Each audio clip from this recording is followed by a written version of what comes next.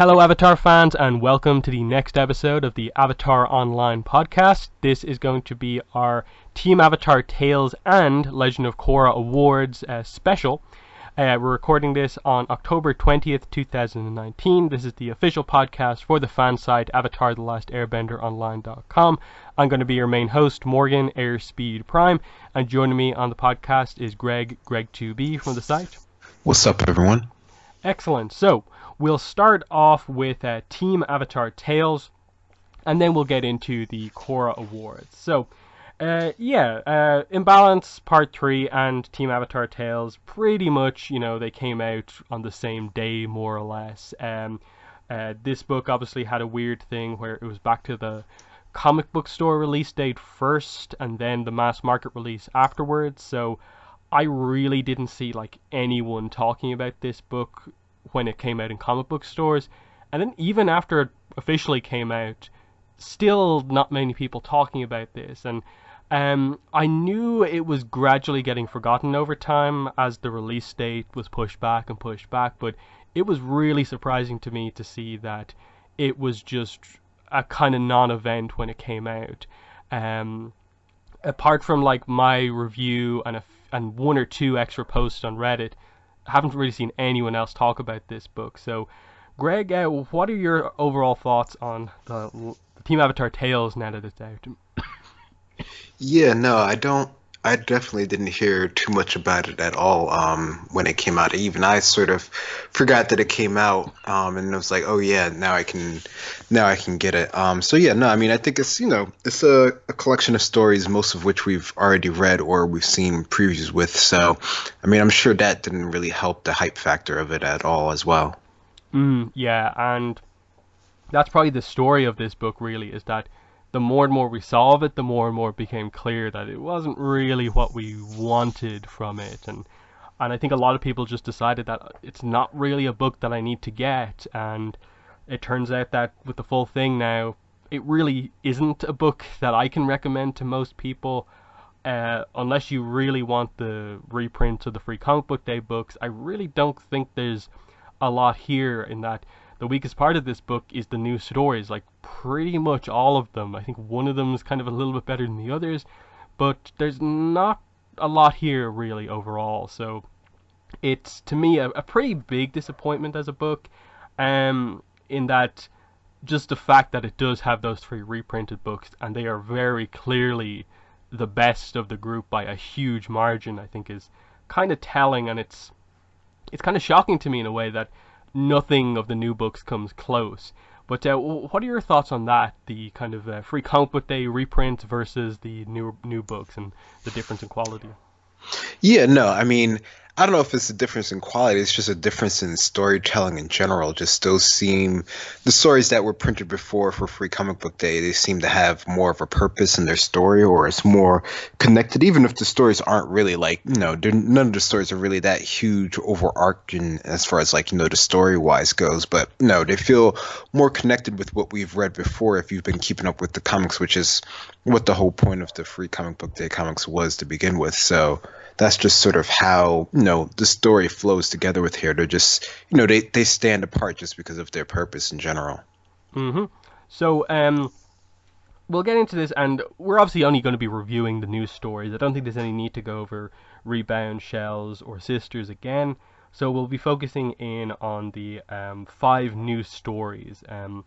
So we start off with The Substitute, which is written by David Shade, illustrated and lettered by Little Corvus.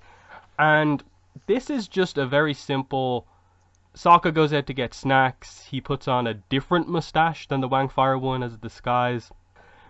He gets recognized as being the local teacher, and from then on out it's just that he's forced into the school, has to deal with the pupils, and he buys them treats. That's basically the story. What are your thoughts on this one? Yeah, I mean, that is pretty much the whole thing of the whole story. I mean, it's just sort of just sort of him having sort of this random sort of interlude, getting mistaken and sort of, wanting to buy treats for himself really, but having to sort of give them away and sort of keep up the ruse of his guys. So yeah, it's one of those quick little side stories. I mean, it definitely feels like something that would happen to Sokka, so it's not like out of character or anything like that. I think most of these stories are either in character or maybe tell us a little bit new about some characters we didn't know. But as far as that goes, I think it definitely works. The style of it, I think, is pretty interesting. It has a different feel to it than what I think I've seen for most of the other comics. So I think that's pretty cool just to see how that actually works with this whole, with our characters here. But yeah, it's a pretty quick and done story.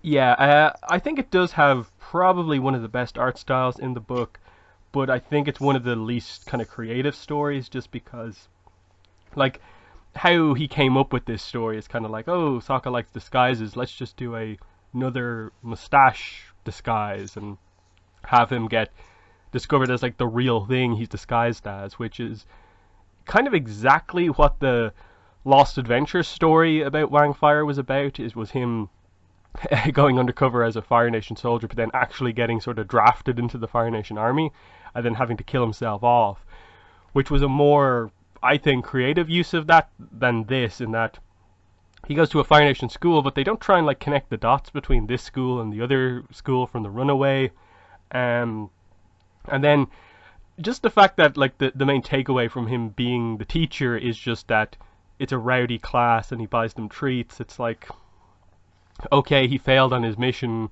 It was a tiny adventure with Sokka, but there's not really a lot to say about it here. So, not particularly impressed with this one for sure.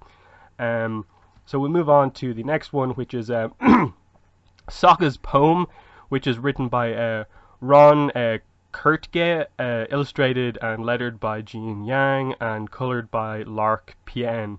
So this one's just a very quick 2-page story. Sokka writing a poem about himself. It's kind of part recap of kind of where he's been a little bit, and then it just builds up to the fact that like he watches over the group when they sleep, and he takes the watch at night. And then there's a very brief like present day story where they capture the pirate captain again. So that's really all it is. It's interesting to see Jean Yang on art, but the story, I think, apart from an appearance from the pirate captain, is kind of wasted. Like, I don't think it says much about Sokka. There's no insight into him as a character. I don't think it's even that great of a like reflection on his past. He just says these things happened to him. But what are your thoughts on Sokka's poem? Yeah, I mean, I guess, it shows a little bit of a thought of just sort of what he sort of like thinks about himself, although I think this is not anything particularly new per se. But no, I mean, it is a really sort of quick 2-page style. And yeah, it is interesting to see Jin Yang sort of do illustration work, since that's the opposite of what we're used to normally seeing him do. So that's cool. But yeah, no, it's a pretty quick one. Mm-hmm. Yeah, the next story is Toph and the Boulder. I think this is the best of the new stories in the book by a pretty big margin, because I feel it captures more of what you expect from these books, which is that they're not going to tell the most important story, but they'll tell you something kind of unique and interesting. And this is, Toph obviously knows the Boulder quite well, so here she is interacting with him again. And you learn something new about the Boulder, that he has a cat, specifically a croco cat, and it's just about seeing this softer side of the Boulder, as he actually really cares about the cat, but he doesn't let anyone know about the cat, which is named the Pebble, because it would go against his kind of persona as basically being the rock equivalent in the world of like he's effectively a professional wrestler or bender. He doesn't want people to know that he actually really likes his cat, and it's just about the Boulder trying to figure out what's wrong with the Pebble. The cat's eating tons of food. Is kind of pretty angry about stuff, annoyed about stuff. Toph eventually helps him to figure out that the Pebble is actually a she rather than a he, and was pregnant, and so she gives birth to some baby croco cats, and the Boulder is now a grandpa, and he's allergic to his emotions. Then we just end with the idea that they have another clash at Earth Rumble, and he tries to be honest with the audience, and that he actually has this cat, and they're up in the audience, and Toph just KOs him in one shot. Uh, this is the sort of thing I maybe expected. I still overall would have wanted a book that contained this story to have something a little bit more important to it, but I think as a more fun story, this is much more in line with what I would expect. But what are your thoughts on Toph and the Boulder? Yeah, no, I think this is definitely a fun story, and it is, it's sort of one of those sort of random things that you wouldn't really sort of expect. So I think that's cool that it, even if this isn't like the most sort of like important thing, it's something that we've never really seen or thought about before. And, it's one of those classic sort of trope type things. So I think it definitely works for this. And this is one of the ones that we got like a preview for like forever ago. So it's cool to see it in the full form, I guess. hmm Next up is the story Origami. And I think this probably has one of the cooler art styles, especially the panel layout through it. But I think it's sort of just let down by where it's like placed. Like I expected most of these books to be set after the end of the show, but this one actually seemingly goes all the way back to it's either set somewhere in the middle of book one or very early in book two, and it's just the team comes across a Earth Kingdom village being attacked by firebender soldiers. Katara saves this father and his daughter. They invite them back to their house, and it's just kind of Katara giving a kind of emotional kind of speech, inspiring the girl here to just have hope. She does origami. That's the main thing that she's good at, and she kind of feels that it's kind of a useless talent because like Katara can fight, but Katara just points out that it is a good skill to have, and that you don't have to fight just to be kind of useful, and that having hope is important. And it's just this kind of moment where these words from Katara get through to this girl. The girl gives Katara this pretty cool origami crane. It just says that it's a symbol of luck and peace, and she hopes it will give her hope going forward. So it's just the dynamic between Katara and this girl Chio. And then the other thing that a lot of people have noted about this as well is that we get a gay couple for kind of like one of the first times in Avatar, because this girl has two fathers here, and it's just a little thing that's in the story there. I don't think it adds or takes away anything from the book. It's just kind of okay. They included more stuff like this in it, and it's there.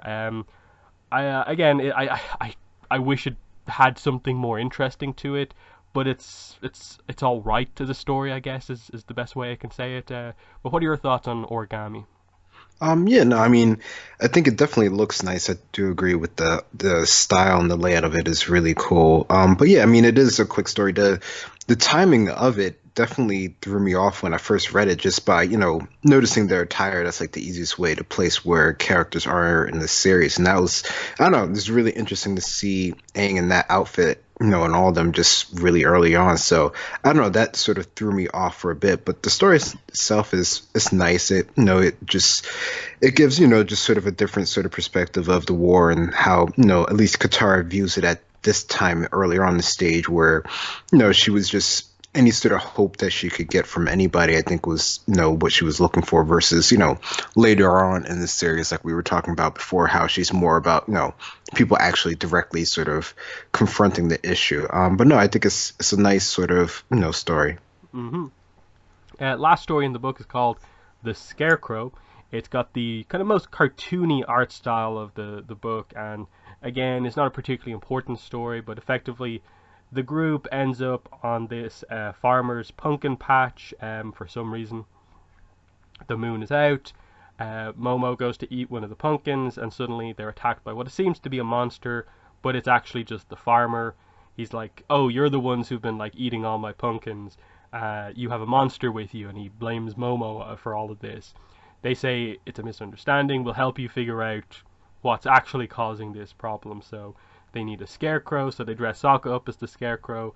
They put a pumpkin on his head, and it turns out that it's actually these new animals called raccoon crows that are the ones taking all the pumpkins and Sokka moving about as they attack him causes them to run off, and they figure out that, oh, the best way to defend the field is to make a moving scarecrow. So they just help him to put together this kind of river operated moving scarecrow that will scare the raccoon crows away, and they just have a fun time eating pumpkins at the end. It's very like inconsequential as a book. It's just a few of these stories just feel like the writers just like picked a word out of a box. Like someone said, "Oh, origami." Another one is just like pumpkins, and they wrote a story about that and just did whatever they needed to do to get it to work. It's just a new animal is kind of cool. This probably explains maybe some of the scheduling stuff that they wanted it to come out in or around Halloween, maybe. But that seems like a really weird one for like such a not important story. But what are your thoughts on the Scarecrow?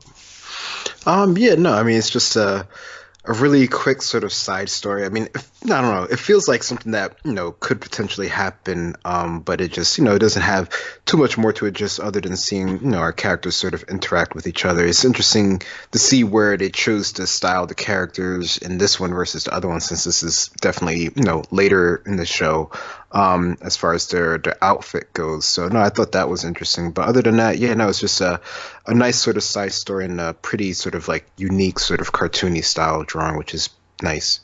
Yeah, and that's the book. I think probably the thing that almost like shocked me the most was actually how short the book was. That we knew going in it was going to be 72 pages, but I thought they meant like 72 pages of content, but it's actually 72 pages overall, including all like the credits pages beforehand.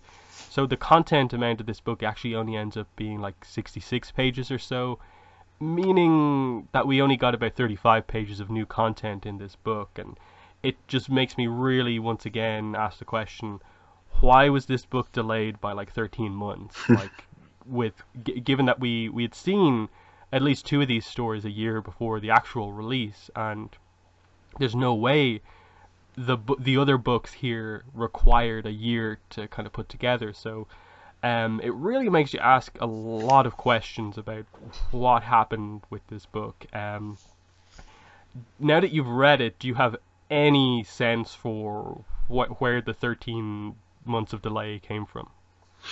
Not from my end. I mean, I don't know. There's, I guess any number of things that could happen in like the editing process of it. But from looking at the ones that we have here and seeing, most of them we've already had, it doesn't, nothing stands out to me as a particular issue other than just maybe they just couldn't get a story made quick enough. Yeah, I just think it's one of those books where, yeah, like I said at the start, unless you really want to own the Free Comic Book Day books, I don't think there's really much of a reason to go out and buy this book, because you're not missing anything, I think, as an Avatar fan, having not read these kind of 5 new stories. I think that's the best thing to say about it. I think there was the ability for this book to, I think, be very interesting, and that is by telling kind of more important stories on the level of the 3 Free Comic Book Day reprints, which themselves like are not the most eventful books, but they, I think, are good examples of telling an interesting story in like 9 pages or so. In that Rebound is like almost required reading going into Smoke and Shadow. It's like a prequel into it. Shells at the time, we hadn't got a lot of Sokka and Suki, so focusing on them was a big thing. Plus, we get the origin story of the Kyoshi Warriors, and then Sisters was like Toph and Ty Lee. That's an interesting combo, and then you get to finally meet all of Ty Lee's sisters, and it was just a fun Ty Lee focus book, and we needed more of that, I think, in this. I think, in a way, I think some of the problems in this book comes from the fact that they didn't use much of the cast very well. Like Zuko, like can we have Zuko here in any of these books at all? Like it's weird that like the only one he's in is Sokka's poem, and he's asleep in it. I think that's it. It's stuff like that, like the fact that no one seemed to want to use Zuko in any of these stories. apart from Toph and the Boulder, there wasn't really a use of any of the unique minor characters or anything like that. So I think there's a lot of missed opportunities with this book, in that I don't think by default a bunch of small stories means it has to be this level of quality. But what are your thoughts on, I suppose, what they could have done with this amount of pages, this amount of stories? Yeah, no, I mean, I don't know. Your point about them having, stories that, fit more in universe is a good point to make. I mean, I don't know. I guess that would require more oversight than maybe what was given here. I don't know. I mean, I think back to Team Avatar Tales and sort of how that played out, and not all the stories in that one, from what I can remember, are like, the most sort of impactful, but they did seem that they were, at least when they were, created in the Nickelodeon magazine or whatever, placed in between the seasons to sort of hold things over. So they were, they had, I guess, an overall purpose to them. Versus these, they don't necessarily seem to have that, much cohesiveness together. Versus, compared to the ones that were done during Free Comic Book Day, because that sort of was their idea, since the show was still going on, or just other things were happening, that they were sort of loosely trying to connect with each other. So I don't know, it definitely is, I don't know, maybe a missed opportunity with all of it. I mean, I don't know, maybe they just needed to fill it out, while collecting the other ones to sort of, make it worth the while to sort of produce this. I don't know. I mean, I think, for what it is, I don't know if it needed the whole big release that it really sort of got. Maybe it could have just been, digital with the original ones. Just have those. I mean, I got it on my Kindle. I didn't get it, the paper version of it, as opposed to all the other ones I did. So it definitely wasn't, high on the priority list for me to get this time, as I normally do. Yeah, and I think the comparison to the Lost Adventures is an interesting one, in that like, obviously that book is like three times as long as this book. It's like over 200 pages and has so many more stories. But I still think it, like, on average, does more with its stories than the books here, because you do have the likes of Relics, which is like one of the few things in all of Avatar to in any way touch on the Air genocide. You have that Going Home Again story, which kind of shows you the sort of origins that you don't really get in the show of, like, Mei and Zuko's sort of relationship. Like, you actually see that transition point between book like 2 and 3 of like how their relationship comes about. Like Combustion Man on a Train, that feels like a kind of Top and the Boulder type equivalent almost. And then you have kind of more, I think, better character interaction books like Love is a Battlefield and The Bridge, especially for Katara, do so much more. And then there's also that one where it shows you basically where King Kwei went, basically at the end of the show. Like that was a nice story to have for him. It just feels like it's weird that that was the book that started like Avatar Dark Horse comics, and then the latest book from Avatar Dark Horse comics feels like they just ignored their first book, even though it's a similar style of book, and they had a clear thing to go off and improve upon, and they didn't do anything with it. And I think that's kind of a pretty bad thing, a bad look, that they started and have for now ended with an anthology, and the difference is startling in a way. But yeah, it's fine. Like, none of this is like terribly written or drawn or anything like that. It's just in many ways, more than likely, these creators weren't given anything to work with. They were only allowed to tell a kind of mundane story, and they did the best that they could. But yeah, yeah. So just very quick, I suppose, what your final thoughts on Team Avatar Tales?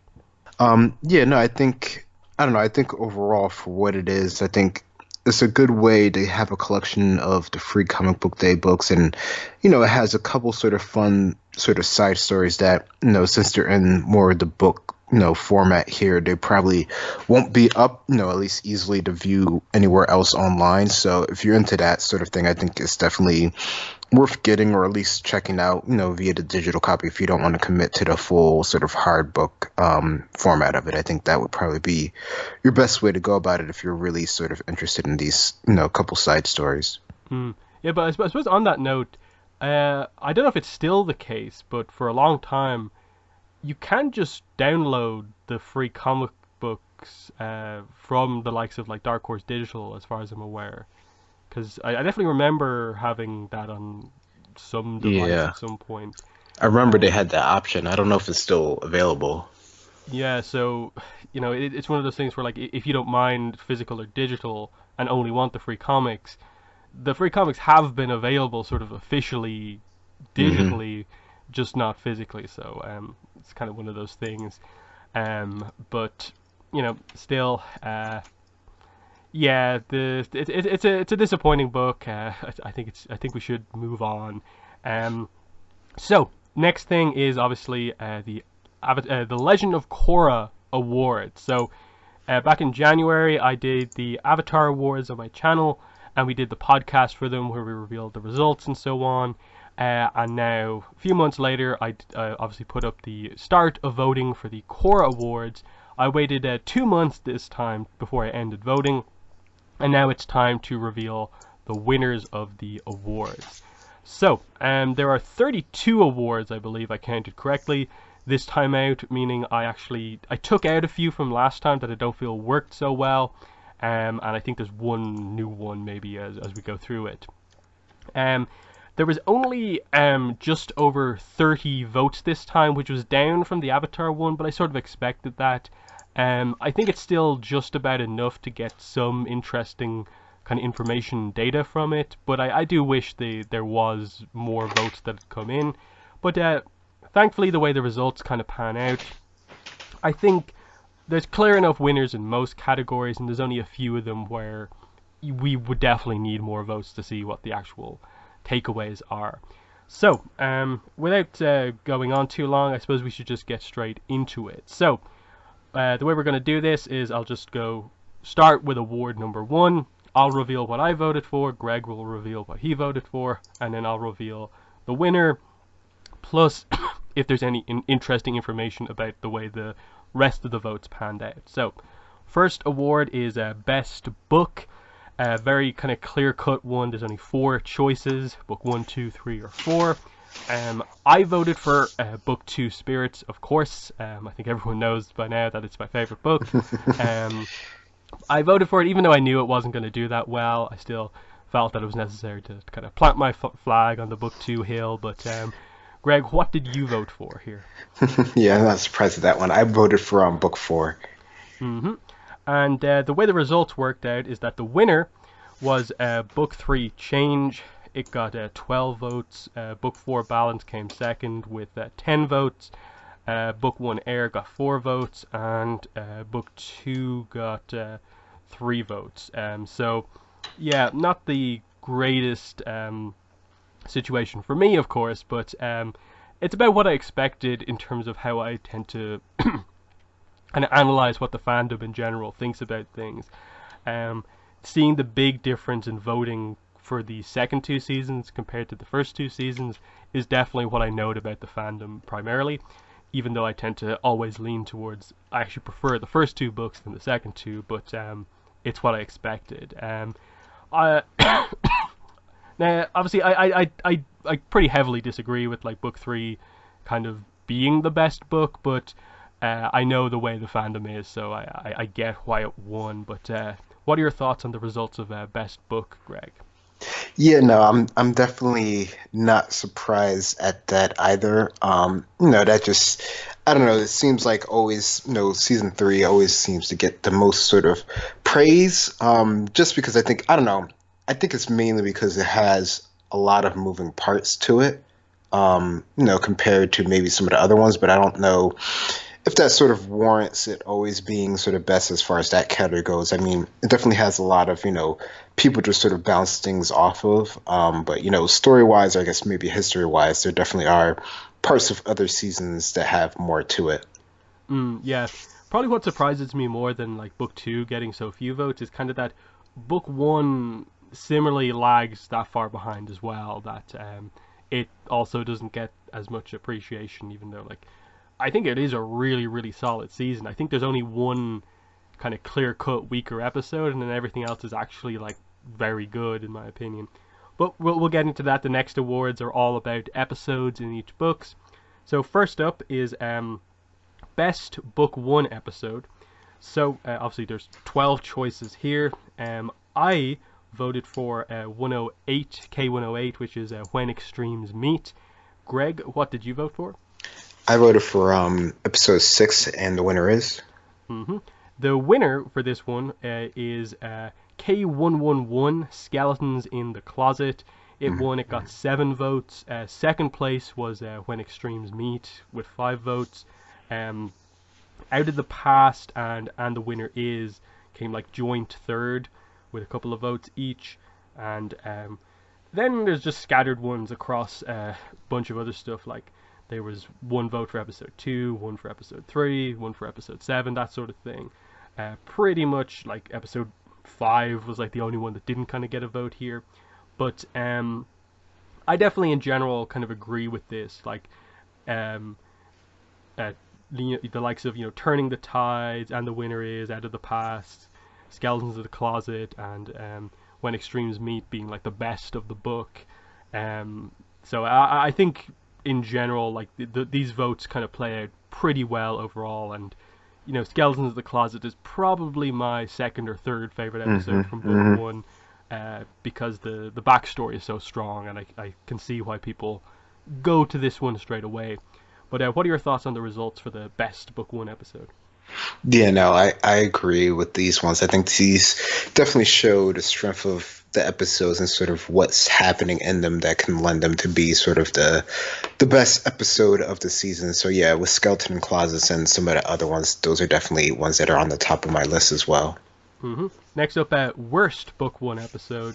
I voted for Spirit of Competition, which is K105. Greg, what did you vote for? I voted for the same one. Yep, and kind of pretty much everyone else also voted for the same episode. There was a few votes elsewhere, but like the first episode actually got like 2 votes. Second episode got 1 vote. Third episode got 1 vote. Stuff like that. But yeah, like 20 plus votes for Spirits of Competition. Huge victory. I think it's like one of the best like ones in terms of winning by a huge margin in the whole thing. Very very clear cut. I don't hate the episode. I don't rate it like on my overall series episode list. It's towards the bottom, but there is a few episodes below it, and that I actually think it's quite a good episode because of how it's structured. It's just in general, I actually think book one is a super strong book, so it ends up being like the weakest of a really good bunch type thing. But what are your thoughts on this kind of obvious winner? Yeah, no, it's always, I don't know, I don't know, the way that, like you said, the way that it's structured, I think is actually really cool. That's probably like the strength of it, but maybe just, the subject of the strength is maybe why, a lot of people don't like it as much. And it's just one of those earlier ones that just happens to be at the bottom. Next up, best book 2 episode. I voted for K208 Beginnings Part 2. Greg, your vote? Same one. And again, this was another kind of win by a pretty big margin. K208 Beginnings Part 2 wins 19 votes overall. And beyond that, the spread on this one wasn't too much, really. There was a few votes for the final episode, Light in the Dark. There was I think 1 vote each for like the other parts of the finale, the 4-part finale as well. New Spiritual Age got 2 votes, which I expected that would do a little bit better than that. I think it maybe highlighted that maybe some of the fandom needs to go back and rewatch the book to maybe remember some of this stuff. I kind of feel like I was actually very shocked that A New Spiritual Age didn't do better. I think people kind of forgot the Iroh stuff, but I think everyone does remember book 2 has the wand stuff, and I think part 2 is better than part 1 of Beginnings. It's such a clear-cut one. I think most people can acknowledge that it's such an amazing kind of backstory, answering the questions we've had for so long. It's got great action, good character stuff. It's really a really complete episode, and it links into the book as well, really nicely. So I think just one of my favorite episodes. But your thoughts on the result here? Yeah, no, I mean that I don't know, that always seems like the strongest one to me out of that season in general. There are a couple other ones that I do really like, but I think, even though people will always seem to gripe about season book two for whatever reason, I think beginnings is, something that people can always stand behind just because it definitely stands apart. hmm Next, worst book two episode. I voted for K205 Peacekeepers. Greg, your vote? I voted for The Sting, episode six. And most of the votes went to those two episodes, as you'd expect. I actually, it was interesting to see that a lot of the criticism for the very early episodes, like the likes of 1, 2, 3, 4, didn't actually get that many votes, and they were very heavily focused on episodes 5 and 6. But the winner was K206, The Sting. It got 14 votes versus Peacekeepers in second place with 6 votes. And then there was some scattered votes across there where, like I said, there was like 1 or 2 votes across the first like 1 or 2 episodes. And then there was actually 3 votes for the last episode of Book 2, which surprises me, but also at the same time, I realized that a lot of people have problems with the Book 2 finale. Yeah. So that was interesting to see that. But yeah, the Sting over Peacekeepers.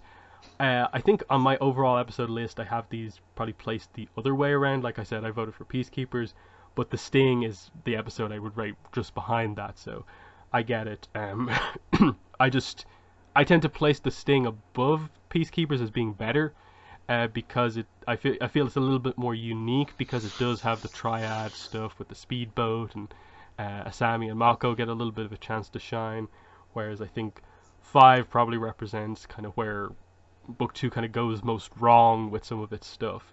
But these two together kind of are just the default answer. Your thoughts on the votes here? Yeah, no, these are the sort of like the default ones just because of, I don't know, the idea with Mako and Asami definitely, it does, I don't know, it's nice to have them play, but it also creates, a couple other issues that people have in general. So I think that's probably why that one stands out for a lot of people. And yeah, Peacekeepers, I don't know, with the whole sort of, I guess, political aspect of it, that also sort of lends itself to not being in people's favors as well. Mm. Yeah, especially now after Turf Wars pretty much like doubled down on like Raiko's just awful. It kind of feels like, okay, yeah, I was right with really disliking him in Peacekeepers. Yeah, we move on to the Book 3 awards here. Best Book 3 episode. I voted for K306, Old Wounds. Greg, your vote was? I voted for episode 8, The Terror Within. Mm-hmm. The results here, winner by a decent margin here, K313, Venom of the Red Lotus, the finale episode. Second place went to Old Wounds with 5 episodes, and then everything else only got 1 or 2 votes. The second episode, Rebirth, I think it is, got 2 votes. Enter the Void, the second last episode, got 2 votes. I think the Stakeout got 2, the Ultimatum, episode 11, got 2, and there were some scattered other votes across some of the other episodes as well. About what I expected here as well. It is interesting. Like I think Book 3 is one of those episodes seasons, I think, where picking out what are the best episodes is kind of somewhat tricky because it is so like all over the place in so many ways, and that like episode 7 we're off with the Airbenders. The Red Lotus are sort of in and out of the season at the start. We're Airbender focused at the start, then we kind of get Red Lotus focused, but then we're Earth Queen focused, and so I get it. Venom of Red Lotus isn't one of my favorite episodes, but it's what I expected, I think, the fandom to focus on. But your thoughts on these results? Yeah, no, I mean, since this is one of the more popular seasons, then I guess it just makes sense that there's more episodes overall that people sort of like. But yeah, no, I mean, I don't know. usually the ending ones are usually pretty strong and usually depending on what happens in them are pretty well received. So it's not too surprising that that sort of wins it and that is generally more spread. I guess for me, I like some of the ones that are more towards the middle part of it, more so for me, where different things are sort of happening. But no, I definitely can see why that would win. hmm Next up, worst book three episode. I voted for what you voted for best book three episode, and Terror Within for worst episode. What was your vote for worst? Mine was episode two, Rebirth. hmm the winner here was 307 original Airbenders with 11 votes.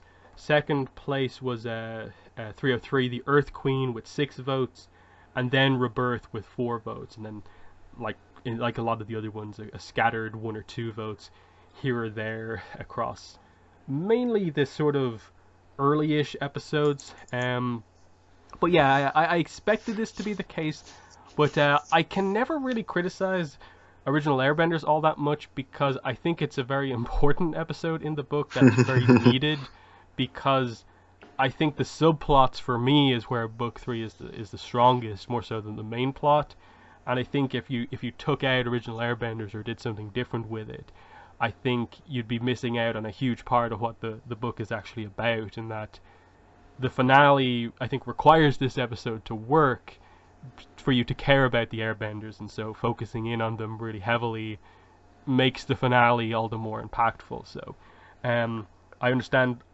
I actually don't really entirely know what people's criticisms necessarily of the episode would be, outside of the fact that it's maybe not Red Lotus focused or something like that. It is a little bit of a departure from some of our other stuff, but we were about at finding airbenders at the start. This is the airbender episode. So a little bit, I don't quite get that one. I understand the Earth Queen as being a weaker episode. It came in second place. But not quite this one, though. Again, I sort of understand the why the fandom overall kind of votes that way. But your thoughts on the results here? Yeah, no, I mean, I think for me, I'm more in line with you as far as the fact that, it's talking about the airbenders and considering the whole, show from the beginning was about, the one airbender that was left, and the idea that we're sort of getting, this information on the airbenders finally, seeing, some of the actual sort of like training, practices that they have and all that, that's like a key thing to me as far as someone who's knowing the world and wants to know more about it. But as far as the episode itself, I can see why it would stand out in this season specifically, just because of everything else that's going on. It almost seems like sort of like it almost seems like it's a side quest. Like it's almost like you would consider it like a filler, even though it directly ties into the plot of everything. The fact that it stands alone as far as, this period of time as what's happening in it, I can see why people would say it's weaker just because, it's the oddball out. hmm Next up, the book four awards here. Best book four episode.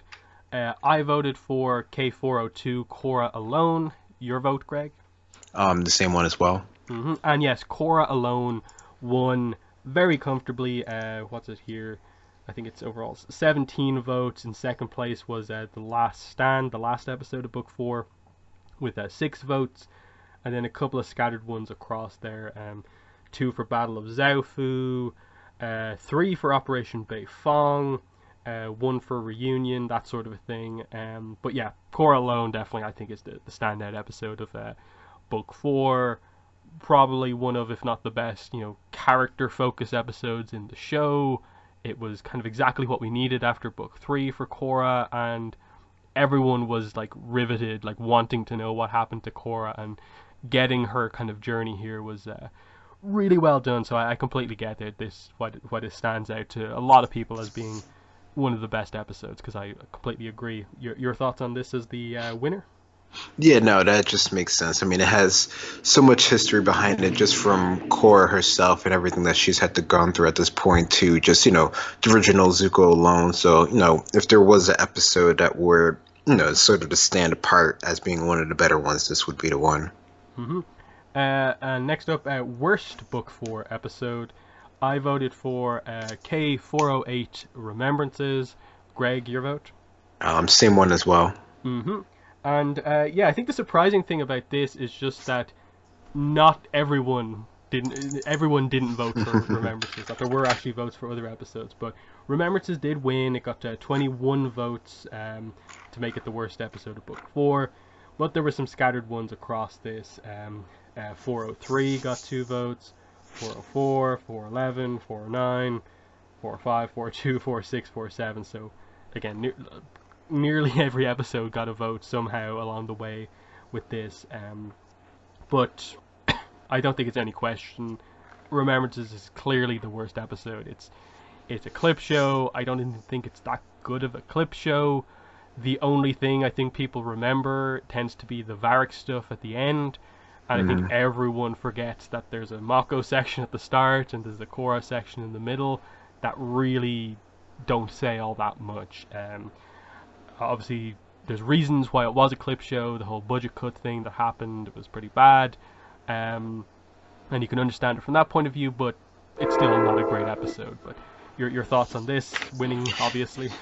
Yeah, no, I mean, it just being sort of a hodgepodge type of episode just doesn't lend itself to doing, pretty well in people's sort of favor. I mean, there are, Varric's story is a bit funny, and there are a couple other bits that, are neat to have. And it's cool that they were at least able to do, even able to make something out of, the bad situation. But yeah, just, it falls a bit flat, unfortunately. Next up, best overall episode. So I voted for K208 Beginnings Part 2 as being best episode. Your vote, Greg? I voted for Korra Alone. And yeah, Korra Alone won this one. So Korra Alone is voted as the best episode of Korra. It got 8 votes to win. Second place was Beginnings Part 2 with 5 votes. Third place was The Last Stand, so the last episode of Korra, with 3 votes. And then there were some scattered ones across there. When Extremes Meet got a vote. The second last episode of Korra got a vote. Turning the Tides got a vote. Venom of the Red Lotus got 2 votes. That sort of thing. A lot of the standard episodes you'd expect got picked after that. But yeah, very clearly the episodes that I think people focused in quite heavily on were Korra Alone, obviously, as the winner, Beginnings Part 2, the overall finale of Korra, and then the finale of Book 3. They were the episodes that got, like, multiple votes. So yeah, I completely understand this, the idea of, like, 402 as the best, episode that's focused on the Korra characters, but Beginnings is always sort of recognized as being one of the best episodes, even if it's not about Korra as such. But yeah, so I'm happy enough with these votes, even though I kind of wish Beginnings Part 2 would win. But your thoughts on the results here? Yeah, no, I mean, these two, they're definitely the ones that sort of stand out. I mean, just, Beginnings Part 2 being part of that two-parter, I think is always what makes it sort of stand out. And then, yeah, Korra Alone, just the character focus of it being on Korra and everything, and the emotional beats, that kind of makes sense. And then with the finales coming in after that, that sort of, season endings are usually pretty high up there in general. Next up is worst overall episode. I voted for K408 Remembrances. Greg, your vote? Same one as well. And yeah, K408 Remembrances won. It got 13 votes overall. Second place went to 206 The Sting, which got 4 votes. And then third place went to 105's The Spirit of Competition with 3 votes. Peacekeepers got some votes here as well. And then the rest of it was only like 1 vote here or there. And again, it's kind of scattered across a few episodes. Like there's some Book 4 episodes in here, Book 2, Book 3 episodes. But yeah, very clearly the ones that won worst individual book awards were kind of voted for here, and Remembrances won by a landslide for basically the reasons we just said already. So I don't think there's much reason to go into this any further. It's the clip show. It's difficult to place any episode below this, just because of that. But anyway, we move on. We move out of the episode and book awards into some of the character-focused awards here. So we start off with a favorite main character, and In the voting, I sort of specified this as sort of being between like, okay, so the obvious characters, Korra, Mako, Bolin, Tenzin. I think I had Lin in here, Janora, Asami, and I think I had Varric in here as well. Um, and yeah, I voted for Korra, the main character. It was pretty obvious for me. But Greg, what did you vote for? I switched it up and went with Mako. Mm-hmm. Korra ended up winning this. 15 votes for Korra. Tenzin came in second place with 4 votes. Three-way tie for third place between Lin, Varric, and Asami. Janora got 1 vote, and Mako got 1 vote. Is pretty much all of the votes. And that's kind of about what I expected. I think we'll get to the character development award, but for the same reasons, I think the characters stand out as being favorites as well. I like that Tenzin got second place because he's probably who I'd vote for second place. Probably like Korra, Tenzin, Janora would be like maybe my top 3 or something like that. But Korra, I think it's always kind of telling if the main character wins the favorite character award, and I think they did a great job over the 4 seasons with her. But your thoughts on these results? Yeah, no, that seems pretty standard as far as what I would think. I mean, Korra is the main character, so she should definitely be in the top running, as well as most of the other characters. I do like that.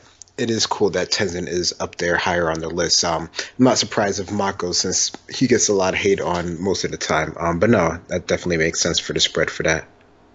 Next up is Best Villain.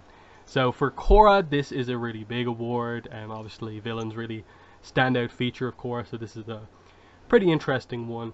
In this one, I actually put a little bit of thought into this because usually I'd just be like Unalaq, hands down, that's it, easy fill in. But I knew he wasn't going to win. I just flat out, I know of course Unalaq's not going to win. My vote will be utterly wasted if I do it for Unalaq. So almost as like a counter pick, I chose Kuvira as my best villain. Not because I necessarily think she is the best villain, but just kind of because I thought my vote kind of would have been wasted if I put it into Unalaq. So that's pretty much my reasoning for that. But Greg, what was your choice here for best villain? I voted for Kuvira.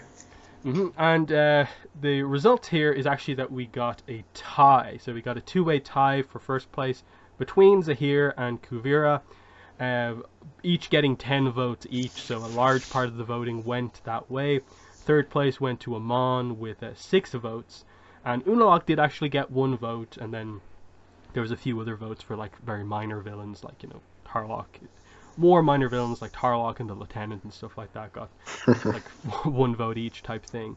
But yeah, so this again is about what I expected, in the same way that the fandom tends to vote for like book 3 and 4 as being the best books. The books, I think their quality is very dependent on how you view the villains, so the villains also being placed here is pretty telling. I kind of went for Kuvira over Zahir or anything like that, just because I think Kuvira does have kind of a better potential. I think within book 4, I thought Kuvira was better done as a villain than Zahir. And while overall I think Unalaq is the more interesting villain, and Amon had like tons of potential, that's why I sort of leaned more towards Kuvira on this, to try and help her get the victory over the other likely candidate, which was Zahir, who I obviously have issues with the kind of way they did the Red Lotus over book 3. So I'm glad I helped get the tie here. But what are your thoughts on the results for best villain? Yeah, no, I guess it makes sense. I mean, I think season 3 just has so much popularity that by default, Zahir is going to get a lot of votes. I don't know. I mean, for me, I definitely like Kuvira just because I think where she has the potential of going, and the at least implied sort of like backstories that we have of her with like Sue and other characters. I think there's more to there than with Zahir and his his philosophies in the Red Lotus, which is very interesting and intriguing. But I don't think there's as much importance given to that as far as that we would ever sort of figure out any of that stuff. He does, come into play later on, and he does play a role. And he is, he definitely is a cool character, a cool villain for sure. But I think, for me, I think there's a bit more to Kavir, overall. Yeah, like for me, like just Zahir needs a backstory is probably the main like thing I'd say about him in terms of once he has that, I think he'll become so much more interesting. And the same goes Hmm. for like all of the other Red Lotus members. The same goes for the Red Lotus as an organization itself. It could do with a bit more of a origin story than what they did say about it. But we move on to best other character with the idea that this was best character who is not one of the main villains and who is not one of the obvious main characters. So this was meant to sort of fill the role of being the best minor slash best supporting character slash best sort of one note character type thing. Because this has always kind of been a sort of awkward one in terms of the best way to word it and stuff like that, and it had maybe been a bit confusing in the past. I've tried to kind of make it more confusing, not more confusing, make it less confusing, but I don't think it worked because I still had people voting for like um, Varric here, whereas he was actually one of the ones up for main character and stuff like that. Um, I voted for Juan here. I voted for Avatar Juan, of course, here. I actually almost forgot, and I had to change this sort of last minute. That like, how could I forget Juan? That like, so he only got one vote, and it was my vote, but I wanted to vote for him. But Greg, who do you vote for as best other character? I actually voted for basically a main character in Bolin. hmm And yeah, this is one where I don't know how much you can really take from the result because it's all fairly low vote type stuff. But Su Yin ended up winning out. She got Mm. 5 votes. Boomy got 3 votes. Opal and Shiro Shinobi got 2 votes. And then there was a bunch of other characters like Julie got a vote. Wu, Gazan, Tonrock, Tarlock, Eska, Iki, General Iroh, and Wallen, like I voted for. But yeah, it did seem like overall, like Boomy and Su Yin were the two that sort of people went for, which, in the end, I think that actually presents a decent vote. That I think Su Yin is that character who was only introduced like a little later on in the series, but stands out, and I think people still want to know more about her from like the comics, like right now and stuff like that. So I think that's a decent kind of result here, seeing that Su Yin clearly to a decent amount of people, considering the low number of votes, voted for her. But what's your takeaway from the results here? Yeah, no, I think Suyin definitely is one that has a lot of potential overall, just for her backstory. And like you said, with the comics right now, we're obviously going to get more of her. So no, she's definitely a unique character that, almost seems like she would be, pretty high up there if she wasn't sort of, regulated to her own sort of city. hmm Next award is Best Character Development. So I voted for Korra, of course, for this one. Greg, your vote? Same as well. hmm And Korra won. Again, a very easy victory for Korra here. She got 23 votes. Second closest was Tenzin, who got 3 votes. And then we also saw Lin get 2 votes, which was pretty interesting for, I think, mainly her book one stuff, but then also, I suppose, the stuff with her sister as well. So I think that really kind of highlights that. Um, and yeah, I think that makes sense. Like Korra, it was obviously going to be Korra because if you really focus in on develop characters who had lots of development in Korra, it is Korra, Tenzin, I'd say Bolin, Janora, and Lin are kind of like the selection of characters I would say that like get a lot of development. So it was nice to see most of those characters kind of featured here on this list. But what are your thoughts on the results here? Yeah, no, that definitely makes sense that Korra would. I mean, the series is focused around her, so you can see the most obvious development with her. I think for me, my other one probably would have been Bolin, just because I like, all the ups and downs and different ways that he goes throughout the season. Yeah, and that obviously calls into question like what are they doing with him in the comics right now? Like they don't seem to know where exactly to put him and stuff like that. He's still developing. Um, Next up is best animal. So this could you could obviously go for a named animal or species. In the end, the way I corrected it, I just kind of put it all down into species. That way, it wasn't like two different named versions of a different animal kind of fighting against each other. I voted for lion turtle because we got a lion turtle focus in this book, and lion turtles are, like, to me, the most interesting animal in the Avatar universe. So I had to vote for lion turtle. What was your best animal, Greg? I went for a Naga polar bear dog. Hmm. And yeah, Naga slash polar bear dog won. 12 votes overall. Second place went to Fire Ferret, aka Pabu, 7 votes. Dragon, or mainly Druk, Zuko's dragon, got 4 votes for third place. And then we also saw a few votes for Sky Bison. One other person, in addition to myself, voted for Lion Turtle, and then a few other just scattered 1 votes here and there type thing. So yeah, Polar Bear Dog first, Fire Ferret second, Dragon third. I was sort of surprised that Sky Bison didn't do as well, considering we saw a lot of different Sky Bison here, with like Oogie, Juicy, a lot of the baby Sky Bison we saw at the start of book 2, and then we also got to see some more of them in like book 3 as well.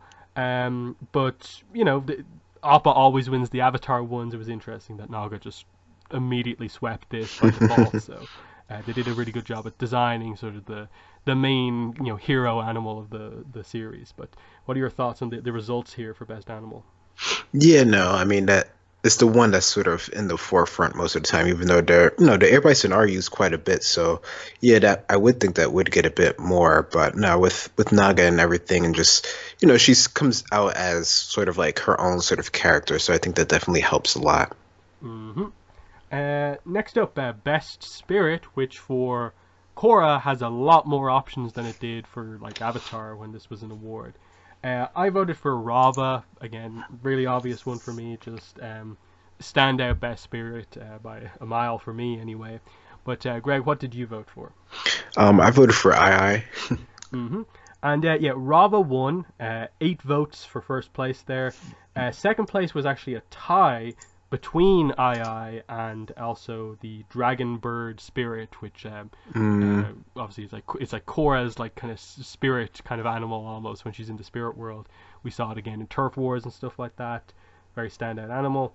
3 votes for Iroh, who I suppose like, is technically a spirit actually in Korra, more so than just being a human in the spirit world. He's actually a spirit now.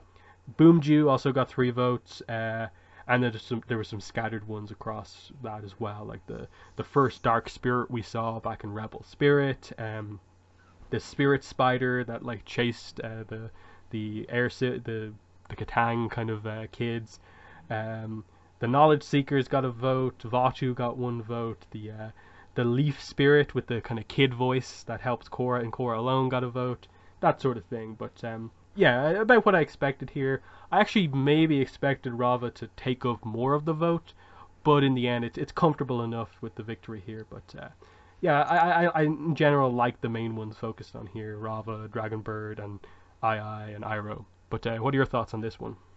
Yeah, no, those seem like the ones that would stand out. I mean, Rava, so that's like has so much importance to the story overall, so I'm not surprised at all with that one. And yeah, no, I mean it's interesting to see Ira up there because I didn't even I still think of him as a character more so than a spirit, but he is a spirit now, so that definitely works out.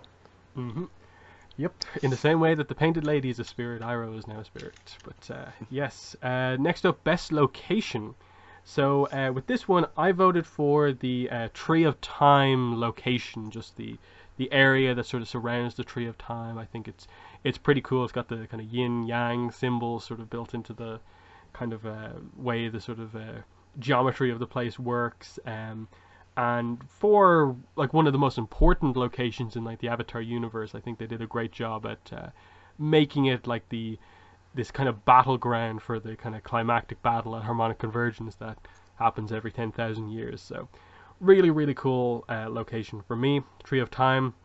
But Greg, what did you vote for? I just voted in general just for Republic City. Hmm. The winner by a pretty decent margin here was Zaofu, the Metal Clan city, of course. got 16 votes for the win. Second place was Republic City, which got 5 votes. And then joint third place was the Tree of Time location, Air Temple Island, and the Northern Air Temple.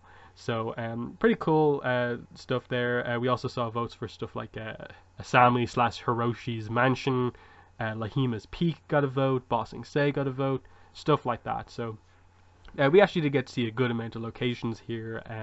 So I'm pretty happy with the way the results went here. Of like, I do ultimately think Zaofu was like the main like really cool new location that we got to see in Korra.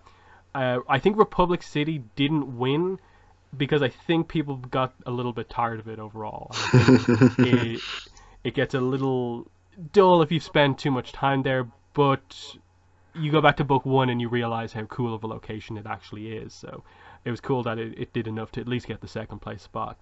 But what are your thoughts on the results here? Yeah, no, I mean, the Middle Clan is definitely, a cool place in general. So it doesn't surprise me. I mean, that would be like, if they were ever to get to the Fire Nation, it would be just as cool of a place. So it doesn't surprise me that one. And yeah, no, Republic City, I mean, yeah, maybe it was there a bit too much, but I think it definitely, for it being the basis of everything, I think it did a good job of it. Yeah, I was kind of surprised Air Temple Island didn't do a little bit better. But in the end, maybe just people thought it was just Air Temple type stuff on an island. Is it as interesting? But still, got a few votes. Next up, the most attractive male character award. Always a thing we have to include in these since we did it the first time. I voted for Tonrock. Greg, who did you vote for? I voted for Mako. And yes, Mako won the most attractive male character award. He got 7 votes. There was what's this? Bolin got second place with 4 votes. Then there was a 2-way tie for third place between Tonrock and General Iroh. Other characters who got a vote were like Varric actually got some votes. Tenzin got some votes. Aang, Wan, Tarlok, Noatok, Wei Wing together kind of got a vote. But yeah, in general, Mako won. But Bolin wasn't that far behind, so that's pretty interesting.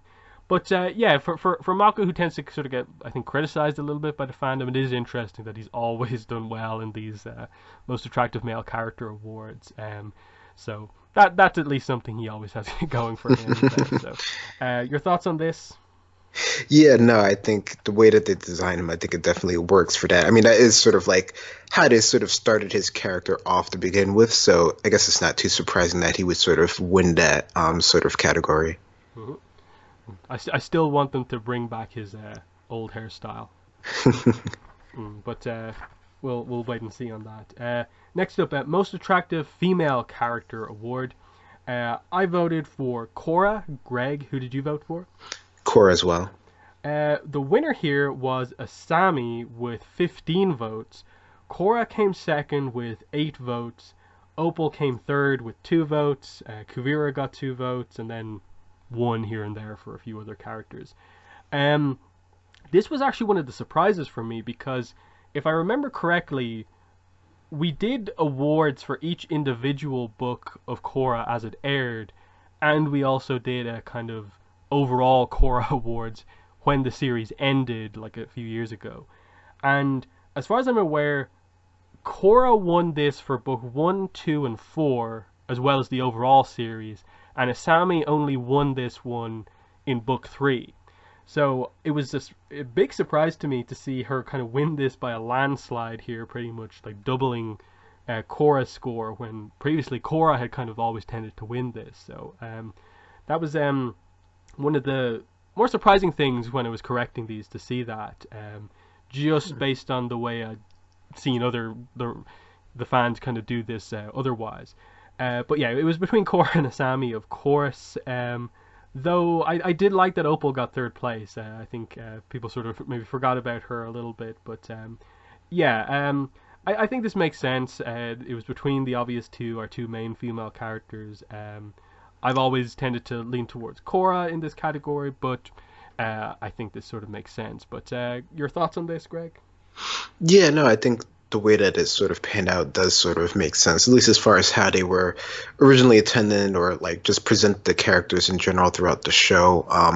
That seems to make kind of sense. It is interesting to see how it used to be in the previous votes that we've done compared to now. So I wonder what has sort of changed, or just because of just think of it overall, maybe that sort of changes your sort of mindset. But no, that's definitely sort of makes sense to me.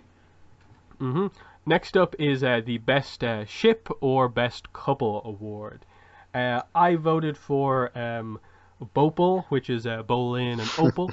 Greg, what did you vote for? I voted for the same one. Hmm. The winner for this one was Korasami. Korasami won with 11 votes, which it actually surprised me that it didn't win in a landslide. So Korasami first with 11 votes. Bolin and Opal came second with 8 votes. And then third place was Janora and Kai with 3 votes. Then we saw Pema and Tenzin get 2 votes. Zahir and Pali get 2 votes.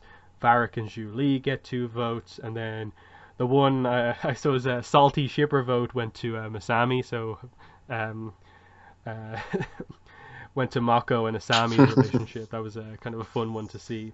But yeah, I think that the main thing here is just that, like, especially now, this is the one where I expected, I suppose, a few years on, this to just take up all the votes. So the fact that Bolin and Opal come that close, I think, is sort of pretty telling. But it is an interesting one to discuss in that I honestly wouldn't say Korra-Sami is the best relationship in Legend of Korra, the show. If you include the comics, then probably we're getting towards saying yes. But I just don't think there's enough moments that are romantic between Korra and Asami within the show to say that it is the best ship. But I understand that this is more of a sort of popularity vote type thing. If you ship Korra-Sami, of course you're going to vote for them even if there's only a handful of scenes. But what are your thoughts on the results for best ship? Yeah, no, I do think it is as well, just more of a popularity thing versus what we see in the show. Because I think, that's always been one of the more criticized thing as well as praised things that they did end with that ship. But, just the sort of in-show evidence for that is one of the things that people always go back and forth a bit. So for me, yeah, I definitely like Bolin and Opal just because of, their development overall and how it sort of goes back and forth. It seems to mirror closer to like a real relationship, what we would see in the time frame that we have there, as far as, the ups and downs that can happen. So for me, that one wins out for me. Yeah, like after the first 2 seasons focused on very like drama focused relationships, like this felt like the first relationship that was just kind of relaxed and just they kind of just naturally sort of came together as a couple, and that like Bolin was sort of unsure because she wasn't the type of girl he usually goes for, but Mako just kind of points out that like, yeah, because you have such a great taste otherwise, and it's just like Ice Princess and all this other sort of stuff. So yeah, I like that. I hope the comics give it more attention and stuff like that, but we'll see how it goes on. Next up, on a similar note, is best romantic moment. I voted for Varric and Zhu Li's wedding right at the end. Greg, what did you vote for here? I went for the ending scene. And that's what won. So yeah, the ending scene, Korra and Asami walking into the spirit portal holding hands, the moment that confirmed their relationship to everyone. Won. It got 13 votes. Second place went to the wedding, which is what I voted for, which got 4 votes. Then 3 votes went to Bolin and Opal, and I suppose the moment where their sort of relationship actually sort of started, like them giving confidence to each other, that moment. And then it was a bunch of scattered other stuff, like Makora book 1 finale, Kiss got a scene, a vote here. Zahir and Pali's kind of romantic moment. That sort of stuff. But in general, yes, clear winner here was the ending sequence, which I completely expected it to win. Like I said about the best ship, I think it probably isn't the most romantic scene in the entire show, but given that we're doing votes here, it is a sort of popularity thing. I completely understand why it won. I just kind of find it hard to place that above like an actual wedding, which had just happened minutes before. But that's just my opinion on it. But what are your thoughts on the results for best romantic moment? Yeah, no, I think the ending, I think that one for me, it only works just because of what they're trying to sort of go for in that moment, which I think is Mm-hmm. why, in general, I think it probably won versus, the wedding, which, arguably is like the most romantic you can get in like sort of like a relationship in general, just because that's sort of like the high point of, sort of a relationship coming together.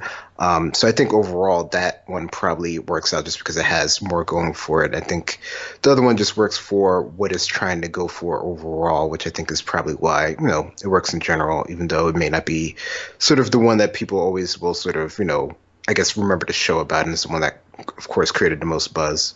Mm-hmm. Next up, funniest moment award. I voted for where do I have it here? Yeah, here.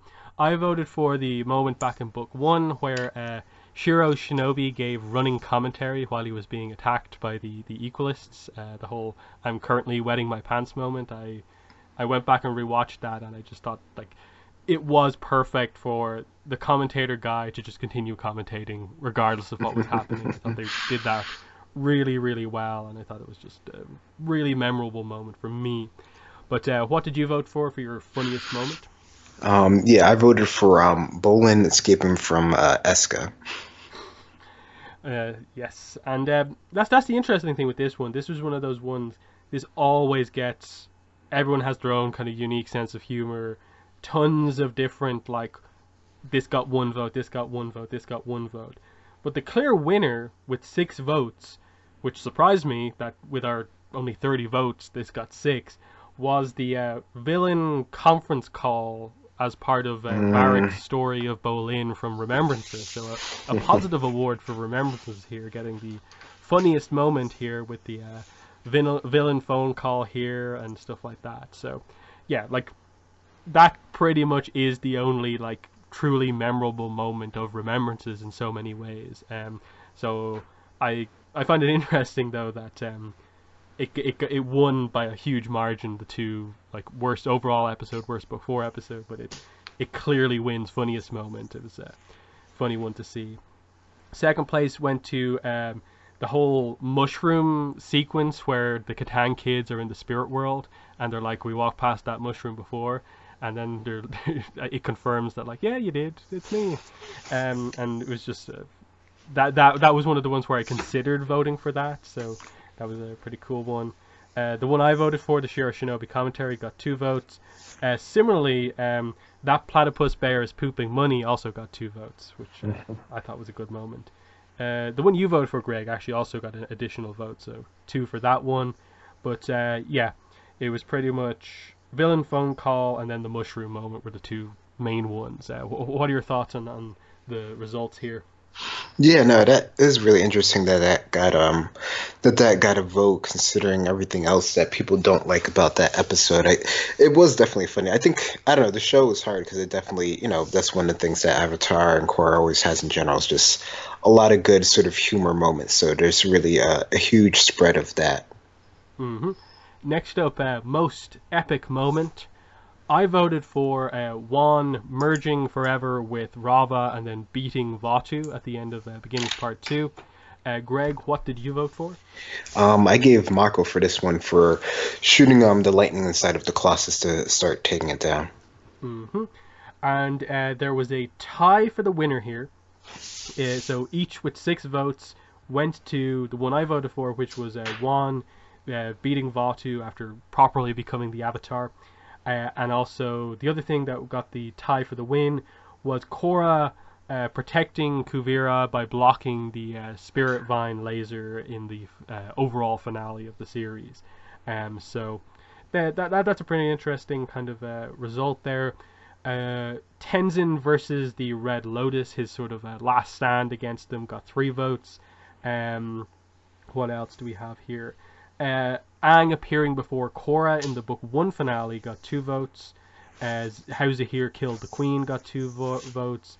Zahir revealing he can fly got 2 votes, and then it's just a bunch of single vote options after that. So Yeah, pretty clear, I think, here the two moments that people went to, which were the Wan's victory over Vatu and then the Korra blocking the Spirit Vine laser. Um, so, yeah. Obviously, I lean towards the book two moment. That's what I voted for, but I can see that. I think it is the creation of that portal, the spirit bending beam is a big moment as well. But what are your thoughts on the results here? Yeah, no, I think those are both really good results, as well as the other ones you mentioned. I know, I think there's a lot of epic moments depending on sort of what characters and what story beats you're really into in the series at whatever point. So no, I think all those really work well for me as well. hmm Next up is most emotional moment.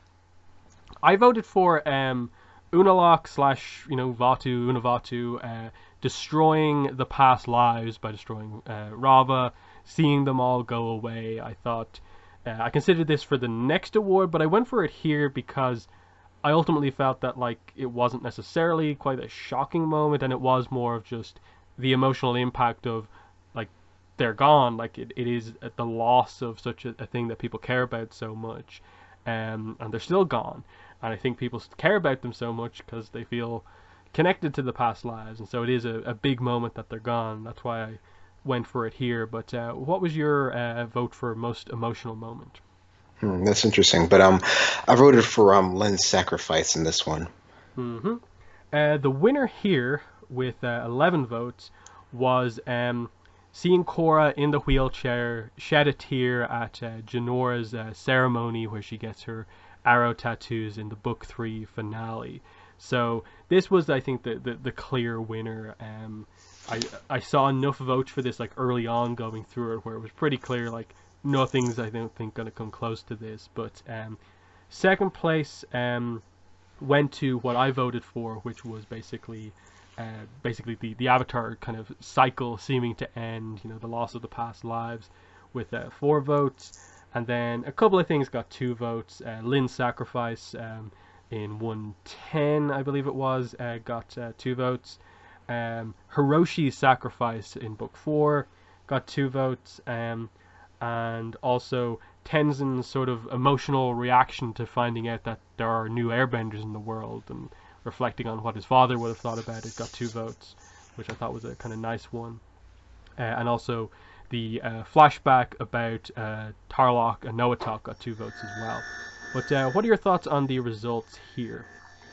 Yeah, no, that definitely makes sense to me. I don't know, I think with emotional moments you can go any sort of which way, and I think the one that did win, there's a clear, visible sort of like emotion there that, Korra's sort of feeling, so that definitely lends itself to being, the most emotional, especially with, everything that has to come after that as well. Hmm.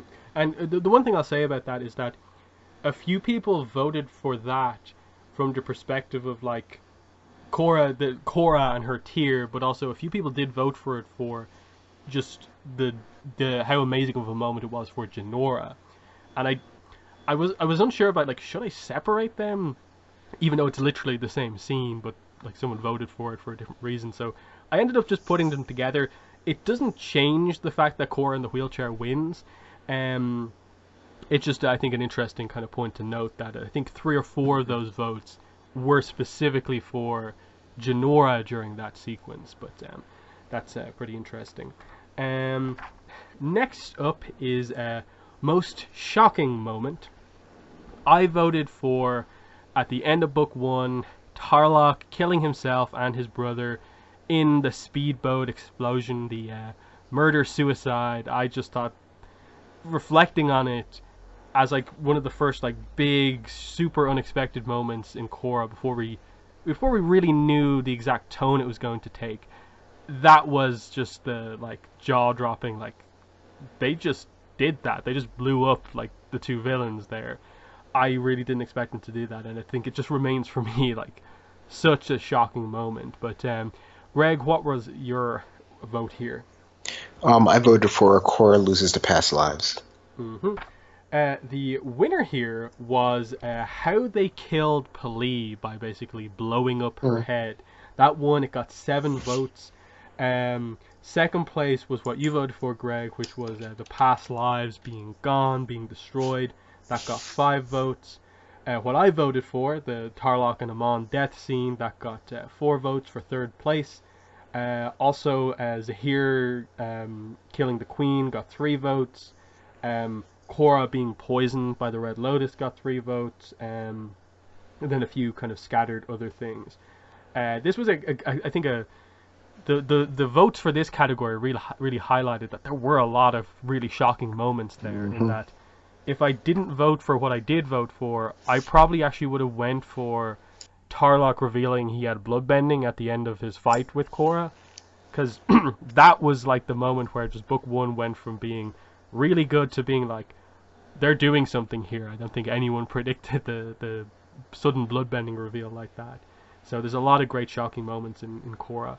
But yeah, Pili's death won, Past Lives being gone second, Tarlok and Amon's death third. But what are your thoughts on the results here? Yeah, no, I mean, with Plea, that definitely, I think that one is a more of a visual sort of implied thing that you can see maybe all the way fully through so that it really sort of stands out in people's mind, versus, sort of Tarlok and Amon, Notok, just because of, I don't know, it seemed like that was, even though that's definitely the beginning of the whole show and it definitely shows you sort of like the tone that they're going for. I think it was hinted enough in sort of what they were doing in the boat at the end that it didn't come as much of a shock, at least to me, as much, as far as that goes. And then, I don't know, for Korra loses a past life, I think it's one of those things that's sort of like, in the moment is shocking, even though overall over time it's like it loses this sort of like impact. Like I think the other moments would be even more still shocking now to see them versus the one with Korra and the past lives. It's more just sort of like an overall sort of legacy type thing, which is why that one sort of comes up with that, just because it's, in the moment, it's sort of like taking out all of the sort of history and sort of starting all over. So I think that's probably why that sort of still comes up there in the shock, and as well as emotional. It's kind of hard to separate those two sometimes depending on the context. Yeah, like for me with the past lives, I think that the more shocking thing is that they actually in the end committed to this being a permanent thing. That they didn't reverse it. That while they had Korra get Rava back, the past lives didn't come back too. That was kind of more of the shock. Whereas I think if you focus enough on beginnings, you kind of realize like mechanically what they're talking about enough that the idea of like Rava being ripped out of Korra and being destroyed in that way wasn't necessarily like a super shocking thing to happen. It was just specifically the targeting of the past lives in that way. But yeah, this was a big category with some great moments. Next up is best fights. This is a big one for Korra, the Avatar world. Lots of cool fights. I voted for Korra versus Tarlok from When Extremes Meet. Every time I talk about this, I just want to mention like the sort of emotion at play here, the build up to this, the rivalry between Korra and Tarlok, and it's always to me it felt like one of the most intense fights in the show. That the two of them really, it felt like, wanted to kill each other, and the visuals, the moves that they use felt so kind of brutal that they were really going for the kill, and the fact that it ends with such a shocking moment, the bloodbending, it always has remained a memorable fight for me. But what did you vote for best fight, Greg? I voted for Korra versus Kavir at the series ending. The winner here was Korra versus Zahir from the book 3 finale with 13 votes. Second place went to Tenzin versus the Red Lotus from book 3. That got 5 votes. Then there was a two-way tie between Korra versus Kavira from the finale, and also Korra versus Unalaq from the book 2 finale. And there was 2 votes for basically everyone versus the Colossus as a fight. This is probably like the only award where I just feel like I really don't get this as the winner at all. That like I really kind of question that, like, how did this fight win above all of the other ones? I've never felt that Korra versus Zahir in the finale is that good of a fight. Like, I think it's a good, like, story in terms of what's happening, like emotionally and stuff like that. But like with the fight, I think you are talking more about good choreography and stuff like that. Whereas I think you can sort of question like how much of what Zahir is fighting here is actually Korra, and how much of it is just Zahir versus the Avatar state type thing. That's why I think on a few counts, I don't quite get this, and especially it winning by so much compared to some of the other fights, it's a bit surprising to me, and maybe is one of the few ones where I'd be like, is that just people focusing on book three and being like, oh, the last fight from book three must have been the best one and stuff like that. But what are your thoughts on the results of best fight? Yeah, no, that's interesting because I don't know. I don't know. I think season three, the fights there, they have some moments in them, like they have some beats in them that are pretty interesting. But overall, like you said, I wouldn't say there's as much sort of like push and pull and sort of the fight that sort of would warrant, at least for me, for it being sort of like the best fight overall. Which I mean, even you could even argue the Core versus Kavira one, doesn't have sort of the best sort of I don't know, stuff going on overall, but I like the push and pull of that fight and sort of the strategicness that is there, since it's not, they're fighting more along the lines of being sort of like an equal versus sort of, being sort of enraged or full of sort of emotion, even though, there's always emotion in any sort of fight that you have.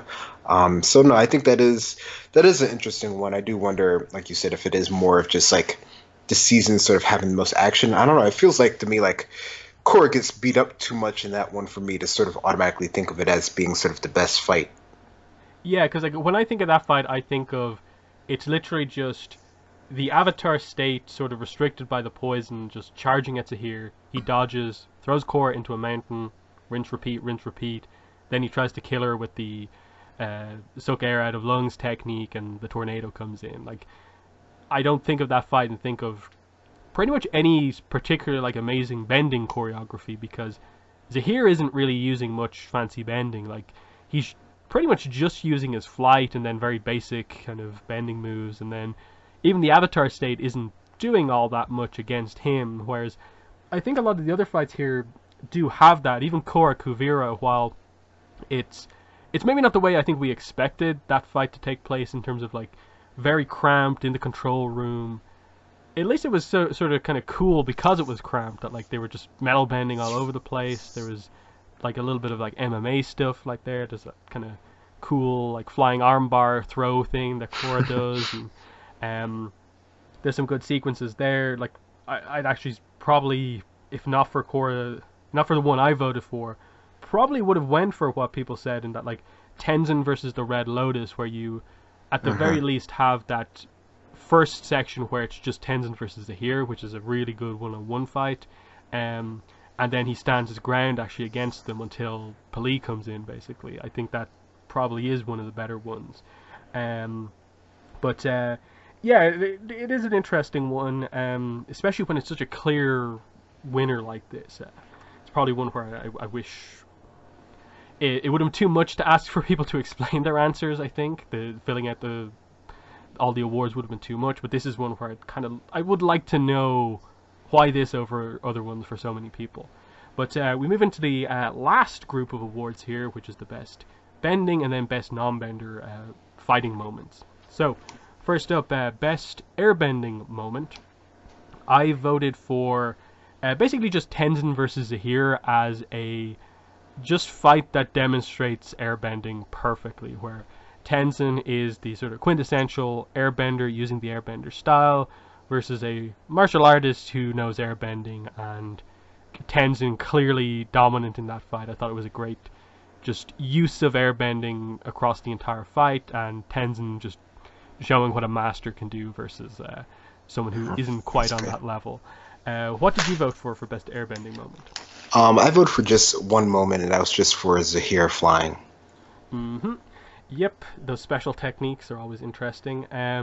The winner here was the giant airbender tornado that eventually leads to, I suppose, Zahir being taken down. So this is the one that Janora starts. She leads the new airbenders.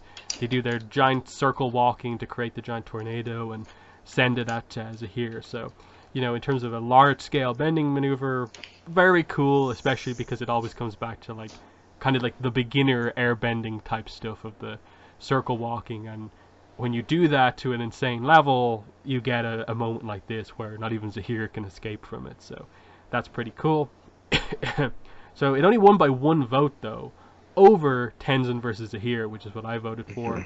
Third place was Zahir revealing that he has the flight ability, and then there was also some votes for Zahir sucking the air out of the Queen's lungs, which, given the way the votes had gone for previously with a lot of Book 3 heavy stuff, I was actually surprised that Zahir killing the Queen didn't win an award somewhere along the line in a category it fit in.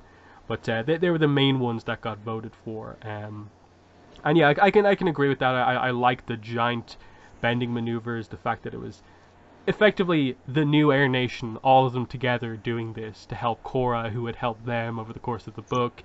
It was very kind of thematic, and it really, I think, fit the style of fight that was going on. And it was another big moment for Jinora, her proving herself, kind of her earning those tattoos. So I can respect that as the winner, even if I think Tenzin versus Zahir is better. What were your thoughts on the results here?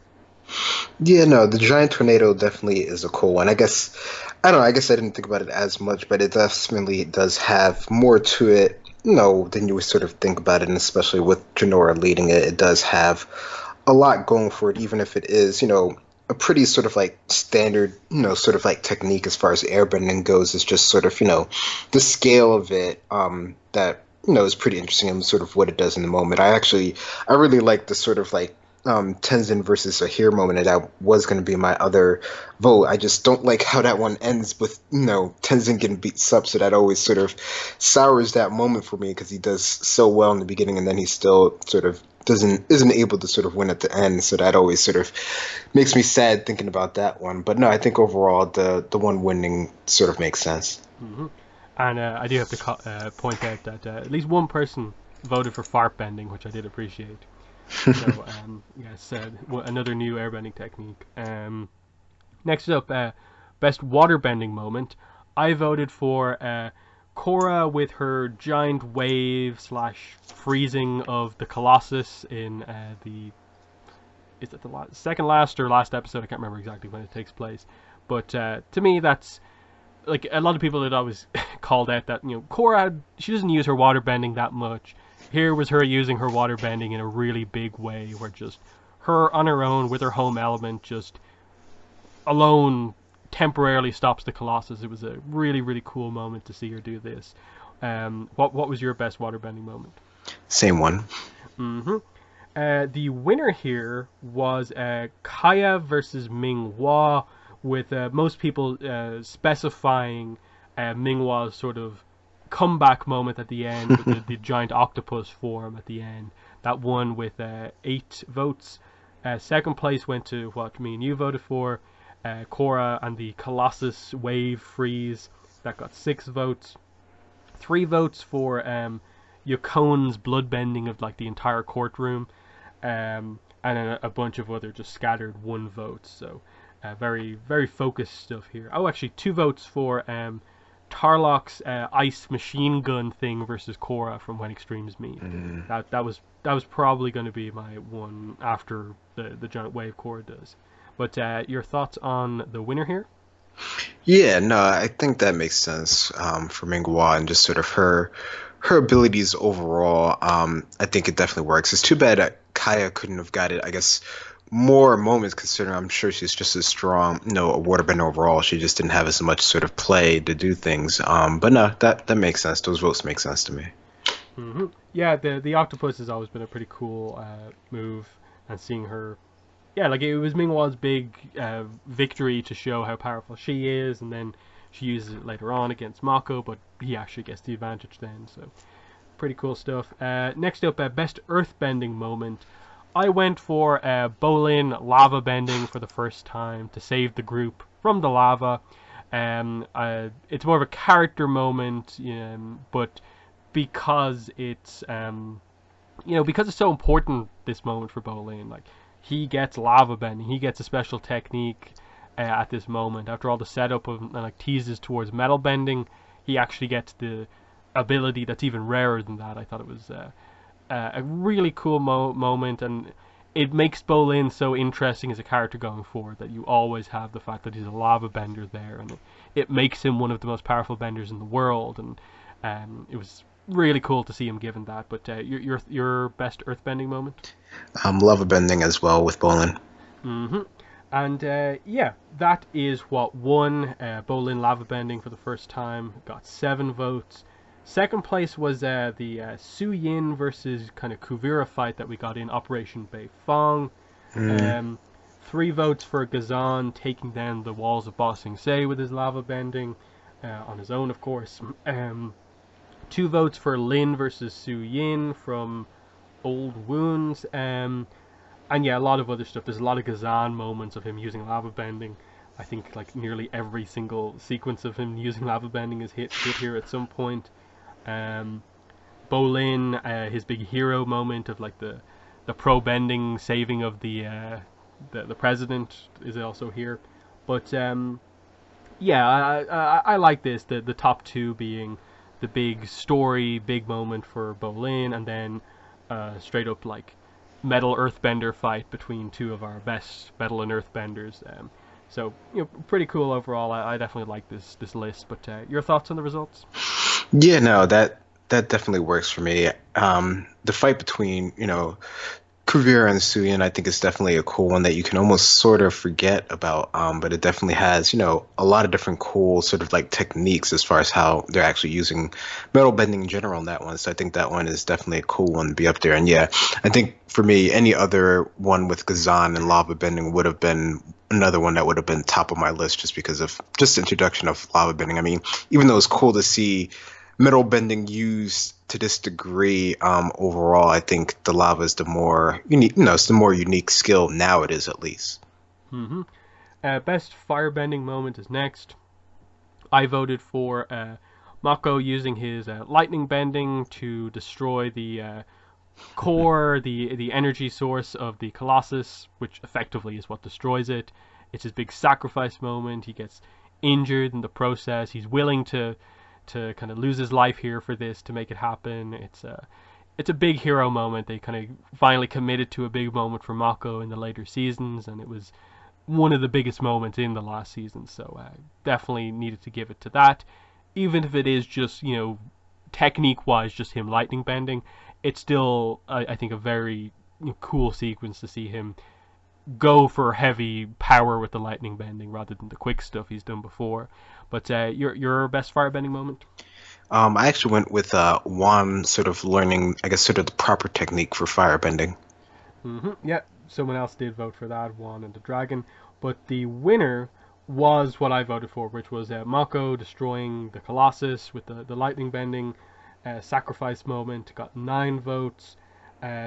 Second place is a tie between Mako versus Ming Hua and General Iroh versus the biplanes, which was a moment I almost forgot about, and it is a very cool sequence of firebending with him flying around and just hitting planes all over the place. So pretty cool, but yeah, they're the top ones. Everything else was just one here or there for a bunch of other stuff. But what are your thoughts on the winners here? Yeah, no, that definitely makes sense for Mako. I put that as one of my other moments, so I can definitely see why that would win up there. So no, I think that's pretty cool. Mm-hmm. And then the last award here, best non-bender fighting moment. I voted for Asami coming in to defend Tenzin from the Equalists in Turning the Tides. Just as he's about to be captured, she just comes in and just shock gloves, takes out a bunch of chi blockers, and I think Asami has a few moments like this across the series where she just comes in, takes out a bunch of like guards pretty quickly. But I like this one especially because the chi blockers have always been set up to be like really scaled, like up close. So the fact that she just like owns them so quickly to save Tenzin was a very cool sequence. Plus she had like obviously like shot the car at them like moments before and stuff like that. So yeah, that was my vote. But Greg, what did you vote for here? I actually voted for, I guess, a team up fight when Korra is fighting with and Asami are working together to sort of take down the thugs that are when they're trying to deliver the money to the Earth Queen. Hmm. And yeah, the winner here is a tie between two moments. It is between the moment you said, Greg, the Korra and Asami versus the kind of bandits. I think that like it, if I'm remembering this correctly, is this the moment where like Asami does the really cool sequence with the guy on the motorbike and Yeah. stuff like that? Yeah, so it's that moment. It got 4 votes, but the tie was with Asami in 107, the aftermath, when she does her big turn. She decides to go Hmm. against her father, and she electrocutes her father, and then takes out the lieutenant pretty quickly. And it's a pretty cool sequence because like the lieutenant's been pretty strong up to then, so Asami taking him out is a pretty big deal. Um, so yeah, this was one of those ones where, like, given that the winner is a tie between 4 votes, this was literally just the votes being distributed among a variety of different Asami scenes. I think there's like 1 or 2 votes that go to an actual sequence of the lieutenant doing something. I did particularly like this one vote, which was for the lieutenant specifically being slapped by Naga. So Naga getting a vote here, which was pretty good. But yeah, in general, very tight across this. It might as well just be the Asami award here because nearly every other one of the big moments is for her.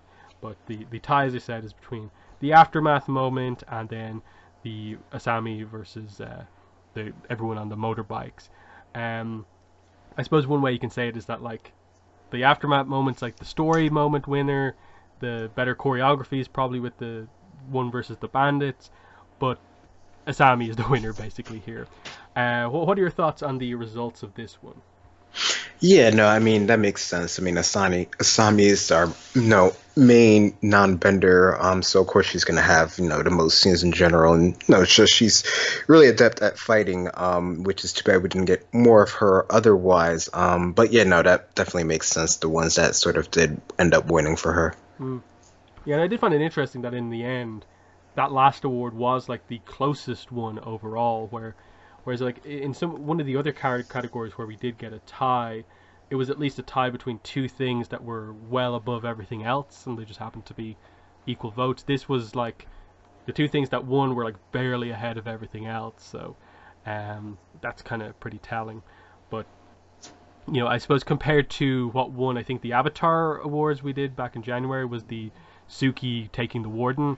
We didn't quite get a moment on that level quite that is that Mm. memorable, but still, Asami just doing stuff was basically what won. So yeah, that is the Korra Awards. Definitely some interesting results across all of this stuff. I think most of it is about what I expected. I think the only real surprises for me is that like I did maybe expect Korra to win the most attractive award and um, not really understanding why that Zahir fight won the best fight category. But what is your kind of I suppose reaction to the overall awards?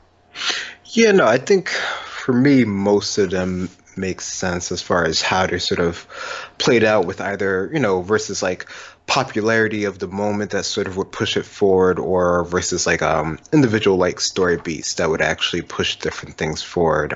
So I think, yeah, I think for the most part, except for a few oddballs, I think those pretty much seem what I would think that the fandom would like, at least at this point in time. Yeah, and then like there's obviously a few where like if we had got more votes, I think we would have seen less ties. And we have the 3 things that were ties, which was like best villain. I'd say if we got like maybe double the amount of votes, we probably would have seen maybe Zahir just about kind of edge out overall. The tie probably only happened because of the few amount of votes that there were overall. Um, the most epic moment was a tie between obviously Juan defeating Vatu and Korra blocking the Spirit Vine. That's one where I would have been very interested to see like if we got more Mm. votes, what would have happened, and would people lean towards the book force stuff or the Juan fight, or would something else take over?